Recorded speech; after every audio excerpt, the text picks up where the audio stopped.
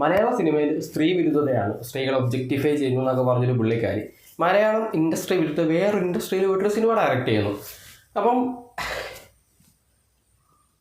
മലയാള സിനിമയിൽ സ്ത്രീ വിരുദ്ധതയാണ്, സ്ത്രീകളെ ഒബ്ജക്റ്റിഫൈ ചെയ്യുന്നു എന്നൊക്കെ പറഞ്ഞൊരു പുള്ളിക്കാരി മലയാളം ഇൻഡസ്ട്രി വിട്ടിട്ട് വേറൊരു ഇൻഡസ്ട്രിയിൽ പോയിട്ട് ഒരു സിനിമ ഡയറക്റ്റ് ചെയ്യുന്നു. അപ്പോൾ ആ ഒരു സിനിമയുടെ ക്ലിപ്പ് ഇന്ന് റിലീസായിട്ടുണ്ടായിരുന്നു. സിനിമയുടെ പേര് ടോക്സിക് എന്നാണ്. നായകൻ നമ്മുടെ റോക്കിംഗ് സ്റ്റാർ യാഷാണ്. ഡയറക്റ്റ് ചെയ്തത് ഗീതു മോഹൻദാസ് ആണ്. അപ്പം ഇന്ന് യാഷിൻ്റെ ബർത്ത്ഡേ ആയതുകൊണ്ട് തന്നെയാണ് ആ ഒരു ക്ലിപ്പ് ഇന്ന് അവർ റിലീസ് ചെയ്തത്. സംഭവമൊന്നുമില്ല, യാഷ് നടന്ന് ഒരു ഡാൻസിങ് ക്ലിപ്പിലായിട്ട് വരുന്നു. ആ ഒരു ലുക്ക്, മാസ്, ആറ്റിറ്റ്യൂഡ് സാധനങ്ങളൊക്കെയാണ് കൊടുത്തിട്ടുള്ളത്. പക്ഷേ ഇതിനകത്തൊരു പ്രശ്നം എന്താണെന്ന് വെച്ച് കഴിഞ്ഞാൽ, ഈ സ്ത്രീകളെ ഒബ്ജക്റ്റിഫൈ ചെയ്യുന്നു എന്ന് പറഞ്ഞാണല്ലോ, അതായത് ഇൻഡസ്ട്രി മാറിക്കഴിഞ്ഞപ്പോഴത്തേക്ക് ഇതൊരു പ്രശ്നമല്ല, ഇത് ഭയങ്കര കളർഫുള്ളാണെന്നുള്ള രീതിയിലാണ് ഈ ഒരു ക്ലിപ്പിനകത്ത് കാണിച്ചിട്ടുള്ളത്.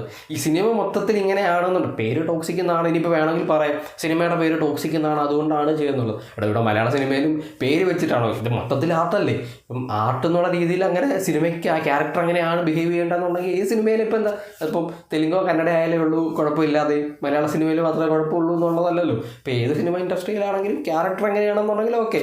ഇതങ്ങനെയല്ല. മലയാള സിനിമയിൽ ഈ തള്ളെല്ലാം തള്ളി ഡയലോഗെല്ലാം അടിച്ചിട്ട് അവിടെ ചെന്നിട്ട് ഒരു പ്രശ്നമില്ല. യാഷിന് വേണമെങ്കിൽ ഇതാവാം, നമ്മുടെ മലയാളം ഇൻഡസ്ട്രിയിൽ ഇത് പറ്റില്ല എന്നുള്ള രീതിയിലാണ് പുള്ളിക്കാരി ചെയ്തു വെച്ചിട്ടുള്ളത്.